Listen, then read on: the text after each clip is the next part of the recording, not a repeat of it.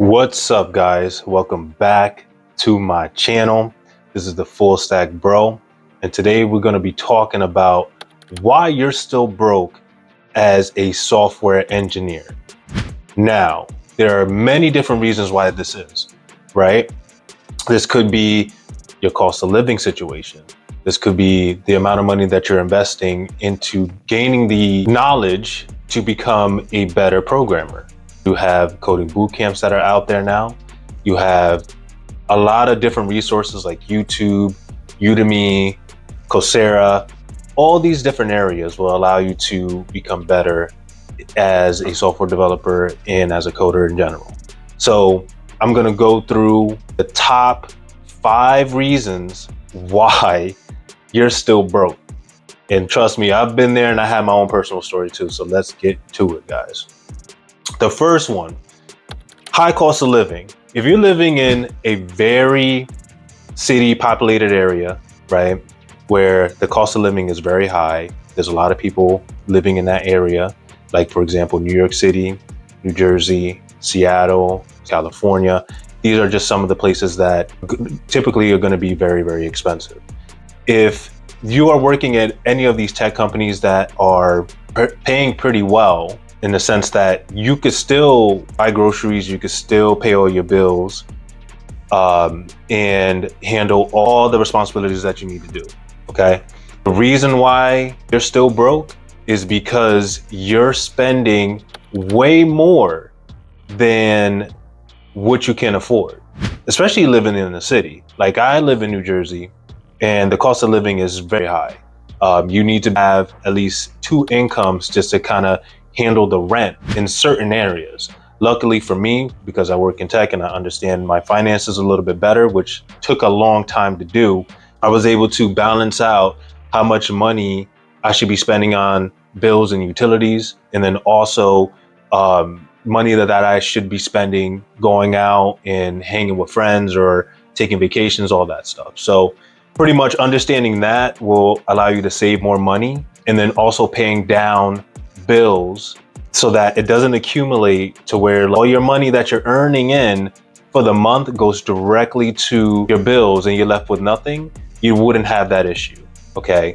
So the biggest thing that you guys need to look into is maybe relocating. If it's way too much money for you at this time, maybe relocate to another state where the cost of living is a little bit lower, or find another apartment or some other place where the rent is a little lower. Live way below your means, guys. You should not be going balls out and spending so much money.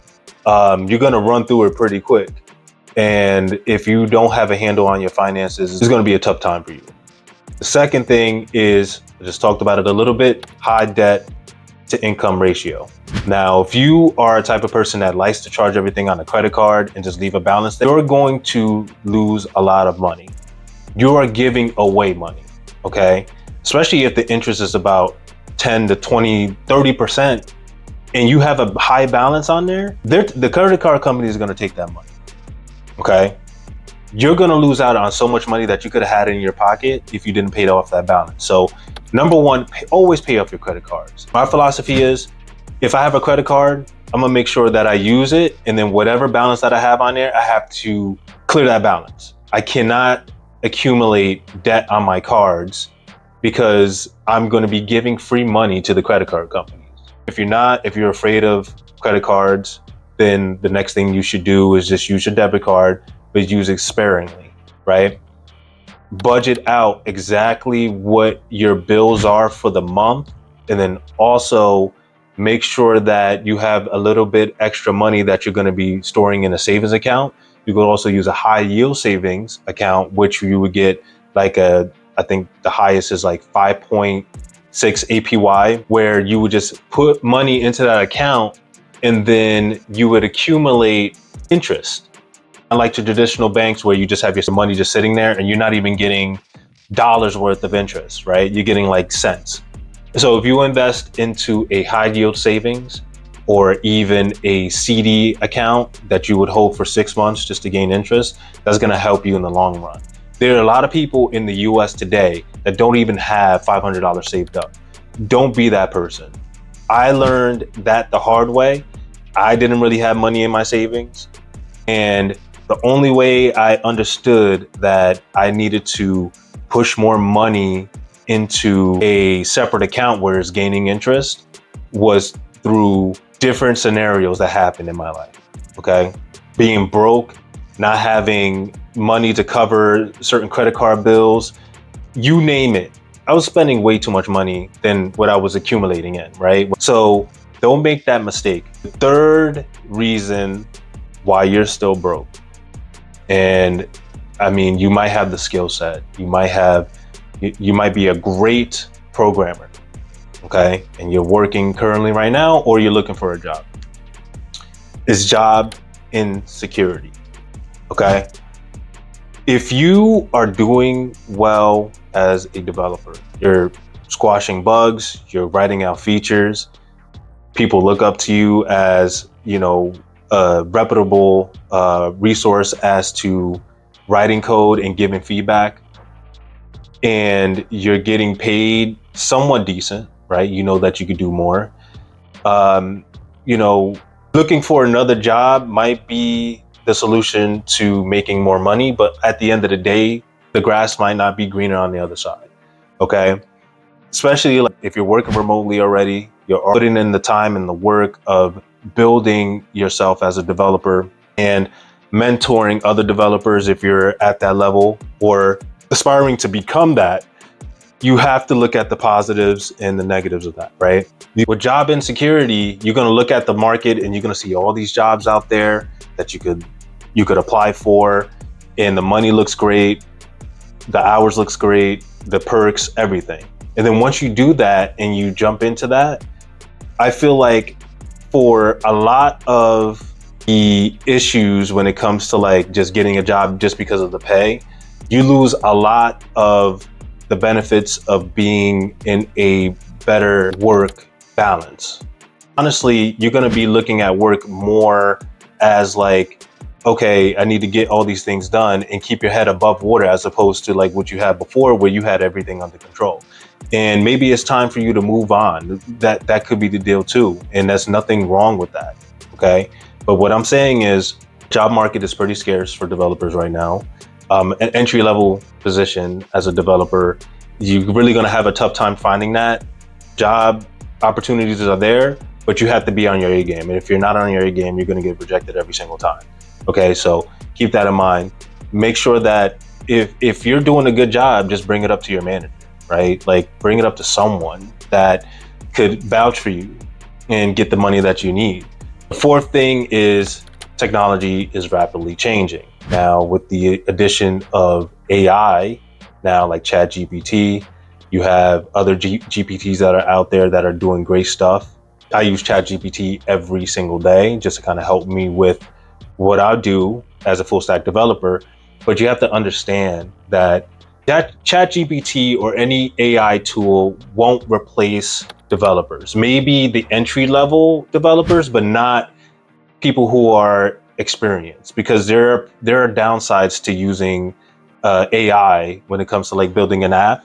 You need someone that knows how to write code, to peer review the code, make sure that it runs correctly, make sure that there's no bugs, even though you could find a bug in a code that AI has written, okay, and then post the bug so that AI can fix it. But you're gonna need someone there to kind of look at it and make sure that everything is all good. Help you with your productivity. AI is a great tool to write better code and kind of like refactor your code a little bit. And I use an AI tool called Codium. Allows you to look at your code and refactor it or explain exactly what the code is doing. Because there's sometimes like I will look at something, that a component that was built out that had a bunch of functions and is doing a lot of complex stuff, and I could just hit explain on that function and it will give me a detailed explanation as to what the code is doing. So that's very, very helpful as to understanding what the code is doing, and then also if you wanted to refactor your code so that it's much more readable and efficient in the long term. Always keep up with changes. It's okay to use AI. It's not the worst thing in the world. It's not going to take your job or anything like that. You need to leverage AI to help you with your productivity and your time. Buy back your time, guys. The fifth reason why your ass is broke is just inflation. Things are becoming more expensive. Just going to the grocery store the other day, I had like 6 items and I spent more than $40 on 6 items. Like, how is that even real? You know what I'm saying? Whenever I go to the store before, I'll get like 4 or 5 items. It wouldn't be like $40. It'd be way less than that. Also, gas is very expensive too. I'm so glad I don't commute anymore and that I work from home. I feel for the people that still have to commute to work, still have to take public transportation, because I know the fees are very, very expensive. And then also if you're using tolls, so like if you have to drive into a city or you have to, pay tolls on the way in, especially like New York, New Jersey area, tolls have went up so much just to get into the city. I remember tolls were like only $12 to cross the George Washington Bridge. Now it's about 20. So definitely inflation has played a big part into why things are becoming so expensive. And the biggest thing that you guys need to do is really look at, again, your finances. I'm gonna keep saying it again until you get it. You have to look at your finances, guys. Balance out your finances. Look at how much money you're getting in, and any bonus money that you're getting. If you're getting a bonus check, store that shit away. Don't use it. Store that shit away. Gain interest on that money, or take a little bit of that money, put it in a high yield savings account, put it somewhere, okay? And leave that money where it needs to be. Don't think because you're making so much money as a developer or working in tech in general that you're gonna have the safety net because the money's gonna keep coming in. You don't know that. You don't know if the money's gonna keep coming in.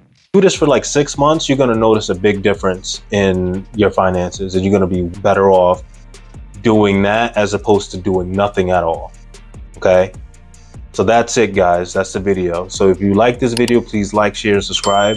I want to hear from you guys in the comments about your financial struggles and what you're going to do to overcome them. Hopefully this video helps you. See you later.